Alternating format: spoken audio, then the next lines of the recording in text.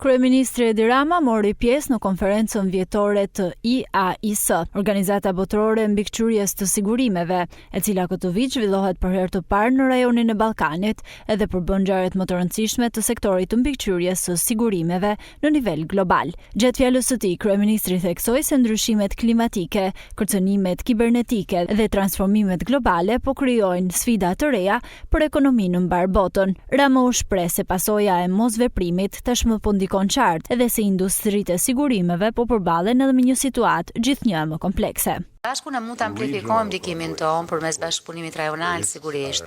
Rreziqet nuk mbeten brenda kufive. E gjithmonë e më pak ndodh kështu, kësaj as strategjitë tona nuk duhet kufizohen. Duke mbledhur bashkë burime, duke ndarë pikpamje, duke harmonizuar politikat midis vendeve, ndërtojmë një përgjigje më të fortë ndaj krizave. Ndërkohë që e bëjmë më të lehtë për tregjet e vogla të angazhohen me sigurimet dhe investimet ndërkombëtare. Një qasje e mirë koordinuar ndaj ndarjes ndarjes riskut, sidomos përmes qeverisë dhe partneriteteve me sigurimet, si katastrofat kombëtare, politikat për katastrofat kombëtare, apo risigurimet përqendruar në bujqësi, sjellin si rezultat zgjerimin e mbulimit, uljen e primeve dhe përshpejton proceset e rimëkëmbjes.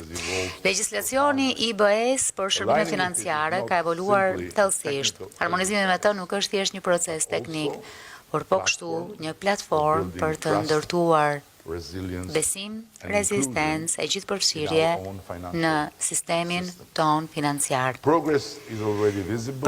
Përparimi është tashmë i dukshëm, siç theksohet edhe në raportin e fundit progresit të Komisionit Evropian, modernizimi i mbikëqyrjes të sigurimeve në Shqipëri dhe harmonizimi gradual me standardet e BE-s shënojnë një hap të rëndësishëm drejt një sistemi më të sigurt dhe të integruar financiar.